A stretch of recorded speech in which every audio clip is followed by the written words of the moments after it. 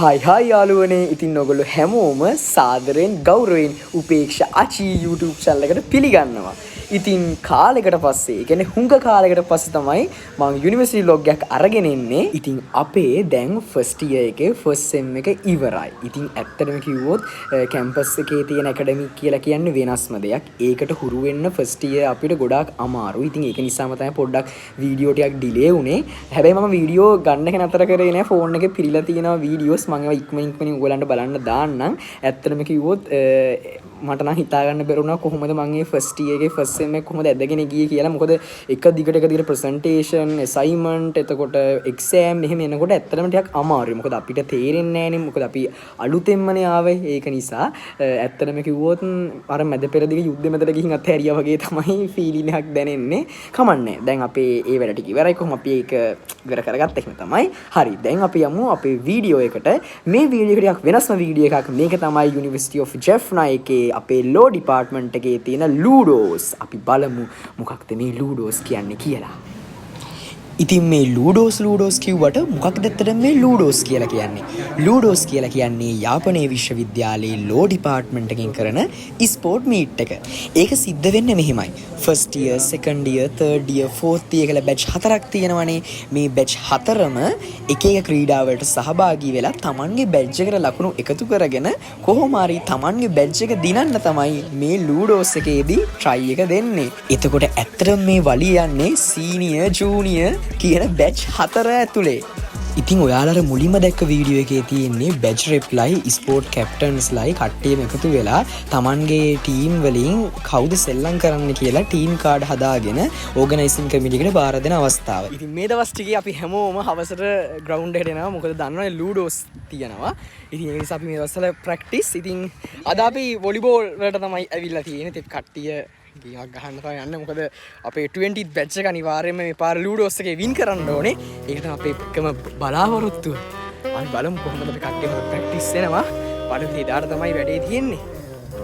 ඇත්තටම මම ඔය කලින් දැම්ම වීඩියෝ එක මේ ගත්තේ දවස්වල ප්‍රැක්ටිස් කරන ගමන්. හැබැයි දැන් වීඩියෝ එක හදනකොට මට තේරෙනවා සහභාගීත්වය තමයි ඇත්තටම වැදගත් වෙන්නේ. අපි කිසිම දෙයකට පස්ස ගන්න හොඳ නැහැ. අපි සහභාගී වෙන්න ඕනේ. සහභාගී වෙන්න. හෙට තමයි දවස අපේ ludos එක තියෙන්නේ හෙට.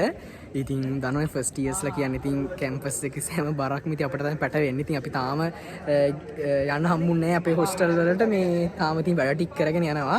ඉතින් හෙට තමයි අපි දවස් ගාණක් මහන්සියලා බලාපොරොත්තුෙන් හිටපු ludos එක තියෙන්නේ. අපි බලමු හෙට මොකද වෙන්නේ කියලා. අපේ ප්‍රෙසිඩන්ට් තමයි ඉන්නේ. බලමු දැන් මොකද වෙන්නේ කියලා. දැන් කොහොම ටික arrange කරගෙන මොකද මෙතන තමයි වෙල්කම් සෙරමනි එක තියෙන්නේ හෙට. අපි බලමු කට්ටියට ඇත්තටම මහන්සි. මොකද ලෙක්චර්ස් උදේ ඉඳන් තියෙනවා. අනික ජැෆ්නා වලට ඔයගොල්ලෝ දන්න ගොඩක් රස්නේ මේ දවස්වල. ඉතින් ඔයගොල්ලෝ අපි දිහා බැලුවම පේන අපි කොච්චර මහන්සිලා දින්නේ කියලා. ඉතින් එතන වැඩට ඉවර වෙලා අපි ආයේ හොස්ටල් ලැබිලත් අපිට තිබ්බ වැඩ ටිකක් කරලා දෙන්න. මොකද අපේ ගයන්තය තමයි බාරන් තියෙන ඩෙකරේෂන් කරනවා කියලා අපේ ප්‍රෙසිඩන්ට් තුමාට. ඉතින් එයා ඒ වෙනුවෙන් මහන්සි වෙනවා. ඉතින් අපිටත් නිකන් ඉන්න බෑනේ. ඉතින් අපිත් එයාට පොඩි හෙල්ප් එකක් දුන්නා. ඉතින් ඔක්කොම දේවල් කරලා අන්තිමට බලනකොට අපිට වෙලිකඩ දාසයක් කියනවා. ඉතින් අන්තිමට මොකද කරේ? වෙලිකඩ දාසයක් කියනවා. මම කකුල් මදින කෙනෙක් තමයි අපි මේ රිෆෝම් ටික නැදලා ගත්තේ. ඒකක් ආව නෑ. ඒ කාලේ නිය හිටන් තිබ්බා. ඉතින් මේ ඇමතිස් ඉන්න ඒක අභිජෝදනත් කරන කරලා ඒක තමයි මේ වැරදුනේ ඒක තමයි එකෙක් දෙන්නෙක් ඉන්න පුළුවන්. අර එකේ ගියා ඔප්පට සිරි ඒවයි මේ අපෝ මාස් දෙක හදාගත්තේ නෙවෙයි ඒ කාලේ නම් තිබ්බේ වයි මිනිස්සු මේ පොළොවේ දාලා ඉන්න මිනිස්සු ඉඳලා තමයි හොදලා කිව්වේ කොහොමද මට මේ මොකද්ද ඊළඟට ඉන්න ගියේ නෑ කියලා කිව්වේ. ඉතින් ඔන්න අද තමයි අපි දවස් ගාණක් බලාගෙන ඉඳපු ඒ ludos දවස.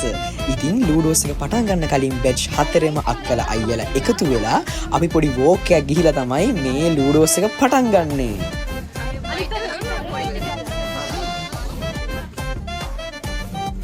කුකුලෙක් වගේ පේන්නේ.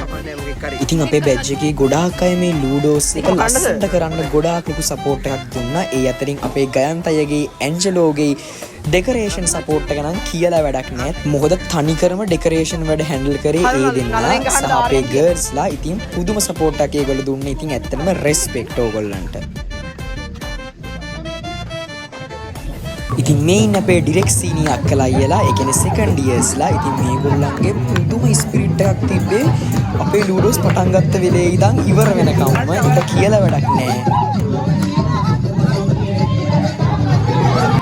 පාර ලූඩෝස් වලට තීම් එක වෙලා තිබුණේ Games of Thrones. ඉතින් ඒගොල්ලෝ ඒක නිසා සජෙස්ට් කරලා තිබුණා ෆස්ට් ඉයර්ස්ලට ආර්යන්, සෙකන්ඩ් ඉයර්ස්ලට බැරතියන්, ඊට පස්සේ ටාගේරියන්, ලැනිස්ටර්ස් කියලා ටීම් 4ක්. ඉතින් ෆස්ට් ඉයර්ස්ලා අපිනේ. ඉතින් අපේ ටීම් එක තමයි ආර්යන්ස්. ඒ කියන්නේ අපේ ලෝක තමයි උකුස්සා. එතකොට ගෝනෙක් හිටියා, මකරෙක් හිටියා, සිංහෙක් හිටියා. මේ විදිහට තමයි ටීම්ස් බෙදලා තිබුණේ. ඉතින් මෙන්න මේ විදිහට කට්ටිය සද්දදාගෙන තමයි ඇතුළට ගියේ. බලන්නකො පුදුම ලස්සන ඩෙකරේෂන් ටිකක් තමයි මේ ලූඩෝස් වලට කරලා තිබ්බේ. ජැෆ්නා වල කෝලම් කියන්නේ වෙනම ලෙවල් එකක්. ඒක ඇත්තටම චිත්‍ර වගේ. පුදුම ලස්සනයි. දැන් ඉතින් පටන් ගන්න අපේ වෙල්කම් සෙරමනි එක. ඉතින් ඇත්තටම කියනවනම් ෆස්ට් ඉයර්ස්ලා විදිහට අපි ගොඩාක් වාසනාවන්තයි. මොකද අපේ ෆස්ට් ඉයර් එකේම අපිට අපේ පළවෙනි ලූඩෝස් එක සෙලිබ්‍රේට් කරන්න හම්බෙච්ච එක ගැන. මොකද මේ ලූඩෝස් එක අවුරුදු 2ක් හෝල්ඩ් වෙලා තිබ්බ එකක්. ඒ කියන්නේ ජැෆ්නා වල ලූඩෝස් සමරන්නේ අවුරුදු 2කට පස්සේ. ඉතින් මේ පාර අපේ LSS එකේ අක්කලායලා ගොඩාක් මහන්සි වුණා මේක අපිට ආපහු අරන් දෙන්න. ඉතින් ඇත්තටම ගොඩාක් thank you අක්කේ අයියෝ ඔයගොල්ලන්ට. මොකද ෆස්ට් ඉයර්ස් වෙච්ච අපිට පළවෙනි වතාවට මේ වගේ ලස්සන ලූඩෝස් එකක් ඕගොල්ලෝ කරලා පෙන්නුව එක ගැන. ඉතින් මේව බලන ගමන් මම ඔයගොල්ලන්ට පුංචි ඇඩ්වයිස් එකක් දෙන්න ඔයගොල්ලන්ගේ ලයිෆ් එකට. අපි අපේ ජීවිතේ ඉස්සරහට යනකොට අපි සමහර දේවල් ගැන ඕනවට වඩා හිතනවා. ඒ වගේම තමයි අපි අපේ ජීවිතේ කවදාවත් ඇවිල්ලා නැති, අපි කවදාවත් දැකපු නැති දෙයක් ගැන අපි ජජ්මන්ට් දෙනවා. ඇත්තටම මම කියන්නේ එහෙම කරන්න එපා. මොකද අපි ඒ හිතන, අපි ඒ බලාපොරොත්තු වෙන සමහර දේවල් ඇත්තටම අපේ ජීවිතේ නොවෙන්න පුළුවන්. මොකද සමහර දේවල් අපේ ජීවිතයට සිද්ධ වෙද්දී අපි කිසිම දවසක ප්ලෑන් නොකරපු විදිහට ඒ දේවල් සිද්ධ වෙන්න පුළුවන්. ඒ දේවල් හොඳ හෝ නරක හෝ වේවා, ඒ දේවල් ඔයා කලින් හිතලා පසුතැවෙන්නවත්, කලින් තීරණය කරලා ඒව නොකර ඉන්නවත් හදන්න එපා. මොකද සමහර දේවල් අපේ ජීවිතයට සිද්ධ වෙන්නේ හදිස්සියම. ඉතින් ඒකට මම උදාහරණයක් කියන්න.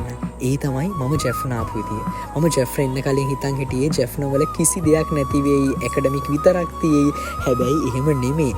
ඇත්තම කතාව ජැෆ්නා වල අපි හැමෝම එක විදිහට හිතලා හැමෝම එකා වගේ වැඩ කරොත් ඕනම වැඩක් කරන්න පුළුවන්. මොකද ඕගොල්ලෝ මගේ වීඩියෝස් බලනවා නම් ඕගොල්ලන්ට තේරෙනවා ඇති අපි ජැෆ්නා වල මේ වෙනකොට කොයිතරම්නම් වැඩ ගොඩක් කරලා තියෙනවද කියලා. ඒක නිසා කිසිම දෙයක් ගැන කලින් ජජ්මන්ට් දෙන්න එපා. ඔන්න ඒ ඇඩ්වයිස් එකත් ඔයා හොඳට මතක තියාගන්න ගමන්ම දැන් ඔන්න අපේ වෙල්කම් සෙරමනි එක ඉවරයි. ඊට පස්සේ පටන් ගත්තේ ඉන්ඩෝර් ගේම්ස්. පේනවනේ අපේ බැඩ්මින්ටන් වීරයා අපේ රමෝෂ් අයියා තමයි අපේ 20th බැච් එක වෙනුවෙන් බැඩ්මින්ටන් කම්පිටිෂන් වලට ඉදිරිපත් වුණේ. බලමු දැන් එයාගේ කම්පිටිෂන් එක කොහොමද සිද්ධ වුණේ කියලා. පේනවනේ ඔයගොල්ලන්ට චියර් අප් එක නම් අපි දෙනවා ලෙසටම. ඇත්තටම ස්කෝලවල, යුනිවර්සිටි වල, ඒ වගේම අනික අධ්‍යාපන ආයතනවල මම නම් කියන්නේ අධ්‍යාපනයට අමතරව මේ වගේ විෂය බාහිර වැඩ අනිවාර්යයෙන්ම තියෙන්නේ. මොකද මේ වගේ දේවල් නිසා තමයි අපේ ඇකඩමික් එක්කෙන ස්ට්‍රෙස් එක අපිට රිලීස් කරන්න පුළුවන් වෙන්නේ. ගොඩාක් වෙලාවට මේ වර්තමානයේ තියෙන තරංකාරී අධ්‍යාපනයත් එක්ක ළමයි කොච්චර කිව්වත් යන්නේ තරඟෙ පිටිපස්සේ. ඉතින් ඔන්න ඔය හේතුව නිසා තමයි අපිට අපේ ළඟ ඉන්න කෙනාගේවත් හදවත තේරුම් ගන්න බැරි වෙලා තියෙන්නේ. ළඟ කෙනාගේ දුක සතුට අපිට බෙදා ගන්න බැරි වෙලා තියෙන්නේ. අපි තව කෙනෙක්ව අපේ ජීවිතේ ඉත් කරගෙන එයාගෙන් විවිධ දේවල් අපි බලාපොරොත්තු වෙන්නේ. මෙන්න මේ වගේ දේවල් නැති වෙන එක තැනක් තමයි ක්‍රීඩාව කියලා කියන්නේ. මොකද අපි තව කෙනෙක් වෙනුවෙන් සතුටු වෙනවා, අපි තව කෙනෙක් වෙනුවෙන් දුක් වෙනවා, අපි තව කෙනෙක්ගේ ජයග්‍රහණය වෙනුවෙන් අපේ කටහඬ, අපේ ජවය කැප කරනවා. අන්න එතකොට තමයි අපේ හදවතේ ඇත්තම සතුට නිර්මාණය වෙන්නේ. හැබැයි ඒ සතුට කවදාවත් අපිට සල්ලි දීලා ලබා ගන්න බෑ. ඉතින් පේනවා අපේ චියර් අප් එකෙන් අපි නැවතුම නැහැ. ඇත්තටම කියනවා මම කටහඬ දැනුත් වොයිස් කරනකොට පොඩ්ඩක් වෙනස් වෙලා තියෙන්නේ මේ චියර් කරලා තමයි. ඉතින් අපේ ශාලී කටහඬ කොහොමද ගියා? තාම ශාලීට කටහඬ ඇවිල්ලත් නැහැ.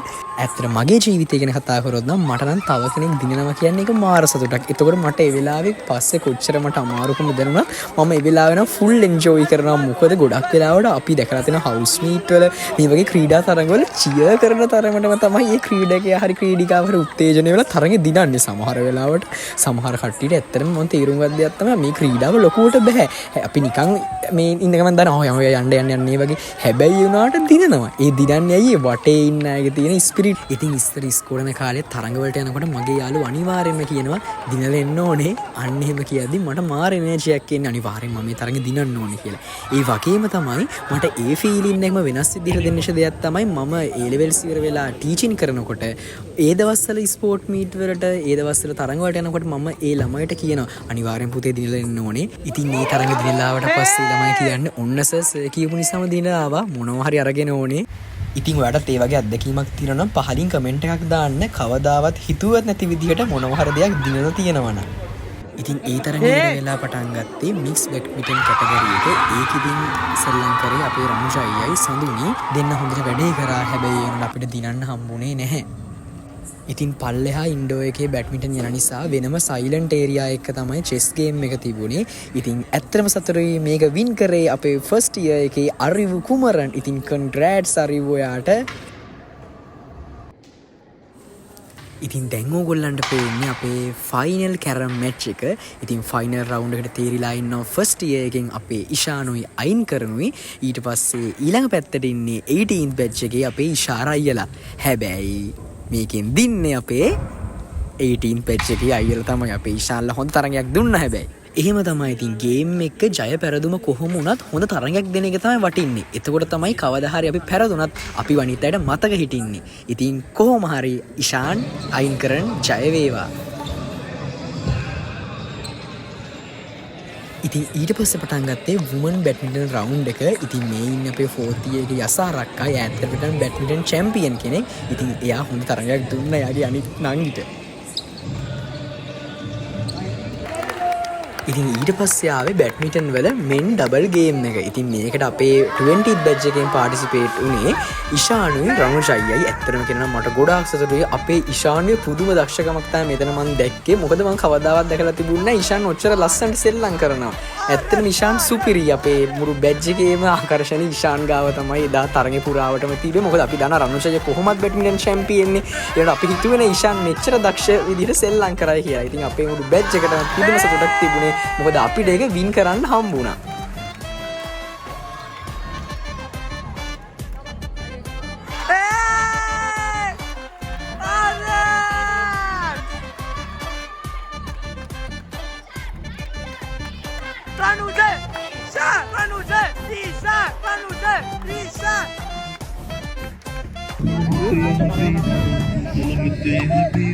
පේනවනේ මං ඉතින් සුපර්මෑන් වගේ ඔක්කොම වහගෙන තමයි ඉන්නේ. අපි ඉතින් ඇත්තටම උගේ කර වෙලා මේ දවස්වල ඉන්නේ. රාත්‍රී කාලයට දැක්කොත් අපව අඳුර ගන්න බෑ. ඒ තරමටම අපි අඟුරු වෙලා ඉන්නේ. අද ලූඩෝස් එකේ දෙවෙනි දවස. අද තියෙන්නේ දේ තියෙනවා එල්ලේ. ඊට පස්සේ ගර්ල්ස් ලගේ. ඊට පස්සේ හවස් තියෙනවා වොලිබෝල්ස්. අපි බලමු මොකද වෙන්නේ කියලා.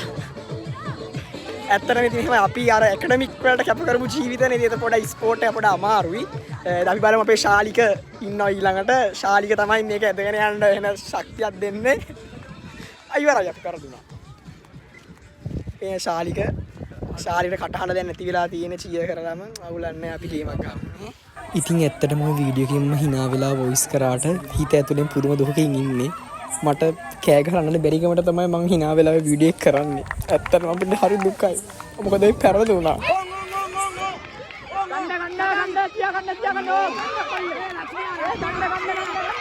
එකක් පෙරදුනා කියලා හැමදේම අතාරින්න බෑනේ. අපි දැන් මේ තුන්වෙනි ස්ථාන රහ ගන්න මෙයාලව ෆෝම් කරන ගමන්. ඇති යන්තම් මේකවත් මේගොල්ලෝ දින්න.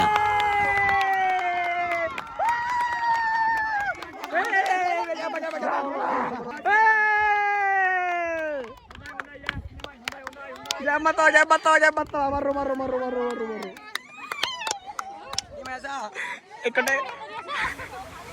ඉතින් ඊට පස්සේ පටන් ගත්තේ වොලිබෝල් මැච් ටික.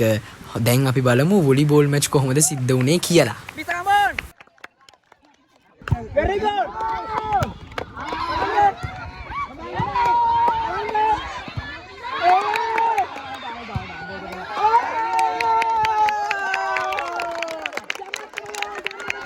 අපේ බැජ් එකේ ඔක්කොම 98යි. ඒකෙන් කොල්ලෝ 14යි. එනිත් ඔක්කොම කෙල්ලෝ. ඉතින් මේ කොල්ලන්ගේ ජවයෙන් තමයි මේ කෙල්ලෝ ටික ඔක්කොම සෙල්ලම් කරන්නේ. පේනවනේ බෝලේ පිහලක් දෙනවා. හැබැයි බෝලේ පිහලා දුන්නට පස්සේ ගහන්නේ එළියට. ඇත්තටම ඉතින් අපේ ගර්ල්ස් වොලිබෝල් සෙල්ලම් කරාට ඇත්තටම මහන්සිය තිබ්බ අපිට. මොකද අපිට තමයි එළියෙන් චීර් කරේ. මොකද මේගොල්ලන් වැඩිපුර චීර් කරලා මේගොල්ලෝ දැලෙන් එළියට බෝලේ ගහන්නේ. ඒක නිසා වැඩිපුර චීර් කරන්නත් බෑ. මධ්‍යස්ථ ප්‍රමාණයක නම් කට්ටියව චීර් කරලා ගේම් ඇදගෙන ගියේ අපි. ඉතින් මේ ලූඩෝස් එකේ කතා නොකරන් බැරි චරිතයක් තමයි අපේ ගයන්ත අයියා. ගයන්ත අයියා අපේ 20 බැච් එකේ වැඩවලට සපෝට් එක දෙන ගමන්ම මුළු බැච් හතරම ඒ කියන්නේ තනිකරම ලූඩෝස් එකේ ප්‍රථමාධාරයකේ බාර පිටිය අපේ ගයන්ත අයියා. ඇත්තටම ගයන්ත අයියා පුදුම සපෝට් එකක් දුන්නේ. මොකද ගයන්ත අයියා නැත්තම් ගොඩාක් ළමයින්ට ඉන්ජරි වුණා. ගයන්ත අයියා නැත්තම් ඇත්තටම අපිට ලූඩෝස් කරන්න වෙන්නේ නැහැ. මොකද ළමයි කසනීප වෙනවා කියන්නේ හරි අමාරු දෙයක්නේ. ඉතින් ගයන්ත අයියා රිස්පෙක්ට් ඔයාට. ඔයා පුදුම කැපවීමකින් ඒක කරේ සුපිරියෝ ඔයා.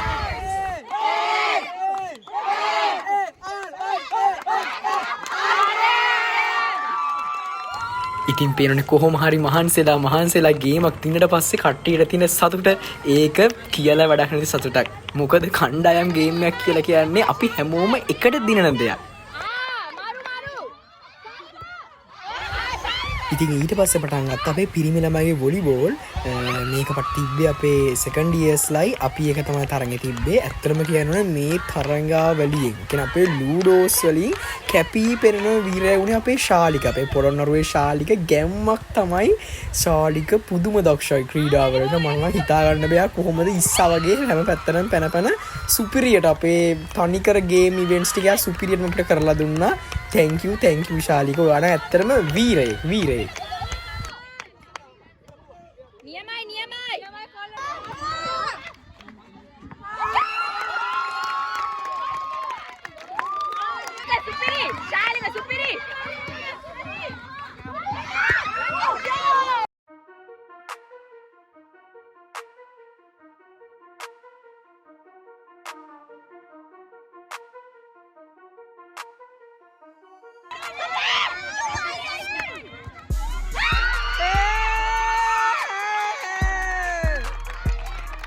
ඒ තරම් ඉර වෙලා අපිට ඊට පස්සේ තුනේ අපේ ෆෝර්ත් ඉයර් අයියලා අම්මෝ ඇත්තටම මේගොල්ලන්ගේ ඇඟවල් දැක්කාමත් හරිම බයයි. ඉතින් ඇත්තටම අපි කොහොමද ඒගොල්ලන්ටත් ෆයිට් එකක් දුන්නා. හැබැයි අපි අන්තිමට පෙරදුනා. හැබැයි ඉතින් අපි මේකට සහභාගී වෙච්ච එකම මාර වටිනවා. මොකද ඒගොල්ලෝ ගහන ඩෑෂ් එකට අපව දෙපාරක් විතර විසික්කනවා. ඒ තරමට ඒ පාරවල් සැරයි. හැබැයි අපේ කොළු ටික අතෑරියේ නෑ. ඉතින් හොඳ ගේමක් දුන්නා. ඉතින් අද තමයි ලූඩෝස් වල 3 වෙනි දවස. උදේම ඇත්ලටික් ඉවෙන්ට්ස් එක තිබ්බා. හවස තියෙන්නේ ක්‍රිකට් ටිකයි. අන්තිමට සර්ටිෆිකේට් සෙරමනි එක තියලා කවුද මේ පාර ලූඩෝස් වින් කරේ කියලා කියන එක තමයි. ඉතින් පේනවනේ අපේ අනිත් කට්ටිය බැහැලම අපේ හවුස් එක හදන වැඩේට තමයි එකතු වෙලා තියෙන්නේ. ඇත්තටම ඉස්කෝලේ ස්පෝර්ට් මීට් වගේ හවුස් එකක් මෙතන නැහැ. අපිට කැමති නම් අපිට හට් එකක් දීලා තිබ්බයි. හට් එක ඩෙකොරේට් කරගන්න පුළුවන්කම තිබුණා.